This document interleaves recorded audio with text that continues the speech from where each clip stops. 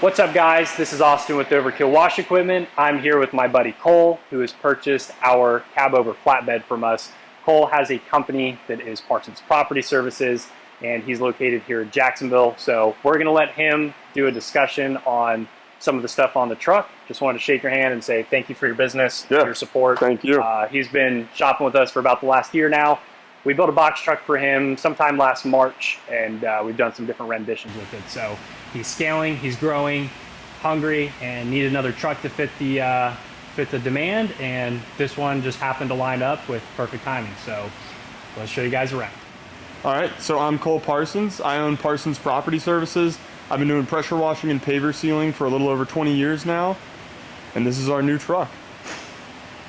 So the main service that we've offered for the 20 plus years is the pressure washing, resanding, and sealing process, and mostly just all hardscapes washing and sealing. We do some sealing of natural stone as well.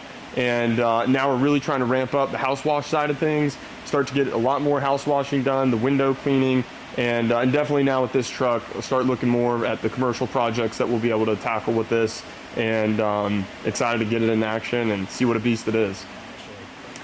I found Overkill through social media. A buddy with beachside pressure washing, Fisher, had great things to say, definitely piqued my interest, reached out to Austin, and from beginning to end, he has helped me through, this is my second project with him now, second whole truck build out. We've done a few other small projects. Everything with Overkill has been exceeded my expectations and has been great. It's very much helped me to get to where I am today in my business, and I couldn't highly recommend Overkill enough.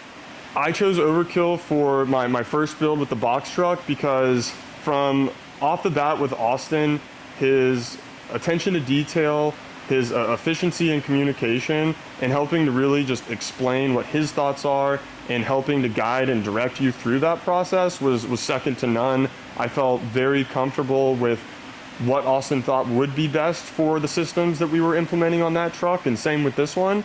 And I mean, I kind of tell him, and I joke with him, that I trust you, you give me what you think is the best, and I know that that's going to be the best and what we need on this. And he's also very open to talking through things and going to give you exactly what you need through your build. Another great part of working with Overkill has been that the pricing and transparency has been very upfront and known from the beginning. So any questions you have on that, or if there's changes that need to be made, that's going to be figured out immediately, and not going to be some, once you get your project delivered, finding out what the final price tag is going to be on things.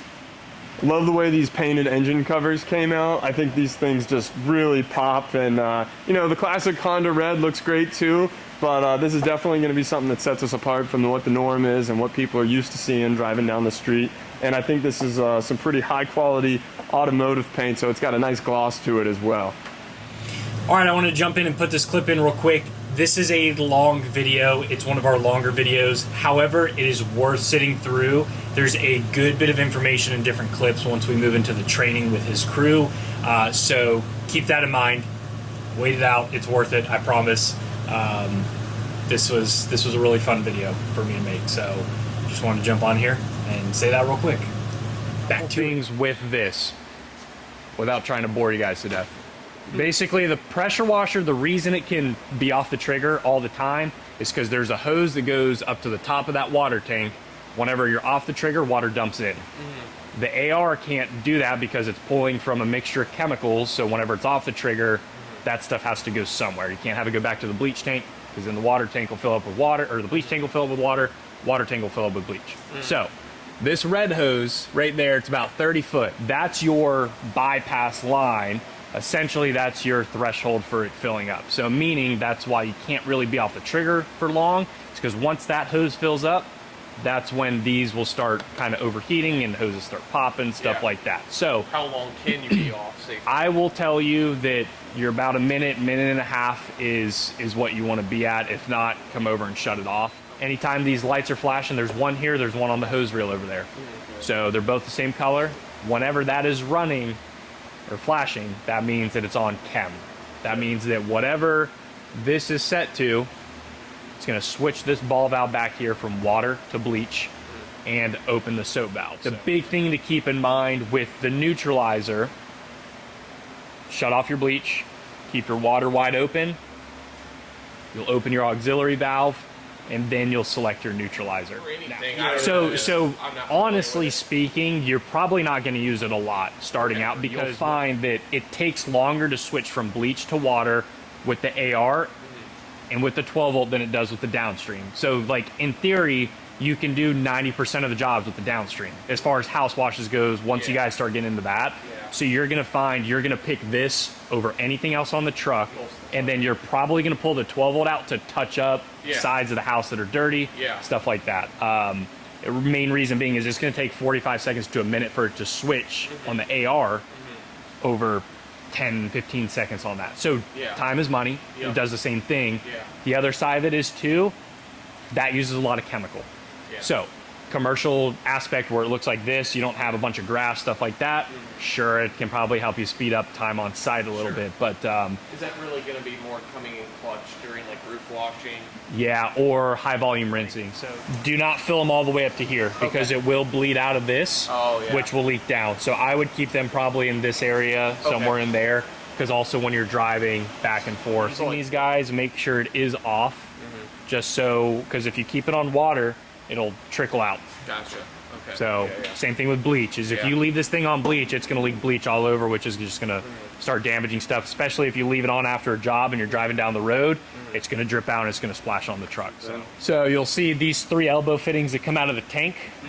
They have 1/4-inch hose, so this hose goes through the elbow all the way down. It sits flat on the bottom of the tank. Nice. So that was one thing I found out that was able to be done.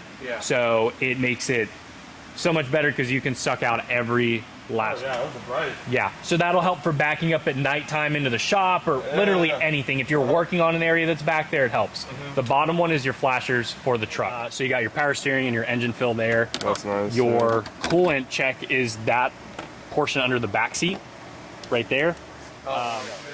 What's going on, guys? This is Austin with Overkill Wash Equipment. Behind me I have version 2 of our cab overbuild. Let me show you what's new. All right, so starting off with the leaf springs, we have added more leaf springs in the rear along with under the front. That was one big complaint that I had with this truck initially when we built it out, was the ride quality was not as good as it could have been. So right off the bat, we had the leaf springs done, tires rotated, balanced again, all that kind of good stuff to improve ride quality. It also raised the height of the bed a good bit. So moving on over here to the equipment, we've got 3 Honda GX690 machines, all with downstream setups, electric systems, and 3-way rinse modules here. We have remote bypass brackets as well to be able to attach the hoses to each of the machines as needed. So you can run each of these machines individually. You can run 2 of them together, 3 of them together, basically have the option to pick whichever machine you need. So you have a backup to your backup's backup is the thought process with this entire rig. We have a 735-gallon water tank, custom powder coated straps all the way around, 2 float valves in there for the water fills, custom painted engine brackets. We've got 6 electric Kings hose reels. 4 of them are 18-inch reels, 2 of them are 12s. We've got the AR hose, pressure hose, 2 water fills here. As you can see, all of the reels are labeled, so it's very easy to identify what goes to what. Over here we've got our 12 volt and then our pure water. Have a switch panel over here, so you have your pure water on and off for your PPM. You've got toggle switches down below to turn the pump on, pressure switch, and then same thing here for this one, pressure switch, pump on this. So got your soft wash pump mounted on the side of the reel here, pure water one mounted on the other side. Got your 4-stage filter over here, AR system on this. We are switching away from the Comet P40s, which we will go over here in another video. Basically, to give you the short version of it, you can get parts for this easily and they're cheaper. So why have something that's very expensive to repair and you can't even get parts for it? Over here, something new.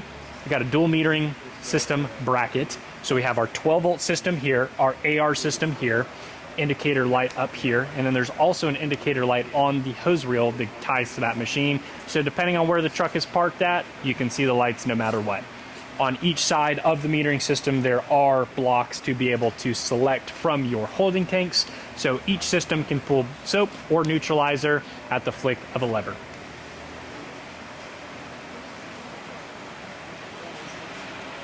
Again, all the tanks are labeled, color coordinated, very easy to tell what goes to what. Quad 5-gallon bucket holder, quad pump sprayer holder over here. These are the pump sprayers that Cole decides or decided to use. As you can see over here on his shelves, he has other pump sprayers that he likes. So he'll be able to run 4 of those there. All his sealer buckets here, or whatever kind of 5-gallon buckets he's going to be using. Gives it a nice solid place for this stuff to go. As you can see, these brackets are higher, so if you decide to stack your buckets inside of each other, or you don't want to worry about them tipping over, don't worry. That's why we redesigned this bracket. So, moving along, we've got our 2 fuel tanks over here. Again, labels. Got fuel manifold here, so you can select between which tank you want to pull from. Goes to a distribution block, which is then distributed to each of the machines. Pre-filters going into the distribution block with a check valve, so whenever you go to swap your fuel filters, it's not going to lose its prime. 100-gallon PCO bleach tank, custom powder-coated straps, drop tubes, bulkheads, all that kind of good stuff in there. We'll show you the downstream specialty here in a moment. Moving over to this side, he's got a wide open space that they decided to put a cooler. He wanted some room for sandbags, some of that stuff. This is just here for the trip over here. He's got 2 24-inch ground force racks that have the straps on them to be able to keep those in place. So this truck's mainly going to run those surface cleaners. Moving down over here, 2 48-inch buyer's boxes, just miscellaneous storage fittings. They're going to outfit this on their own with what their preferences are. All of the storage boxes have sea decking in them from now on, so that will allow for a bit more protection.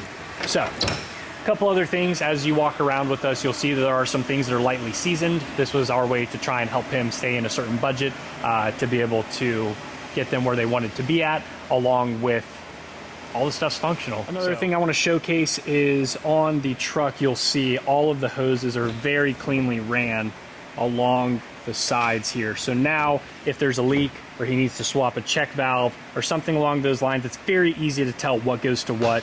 You do not have to try and fight tracking what hose goes where. So one more thing that is very noticeable and different with our setups going forward is this right here. These are 1/4-inch lines that run all the way down into the bottom of the tank and they lay flat. So we do have a little bit of water in here currently, and as you can see right in here, those are the hoses. So you'll be able to suck up every last drop of this through the downstream system and be able to utilize your full 100 gallons.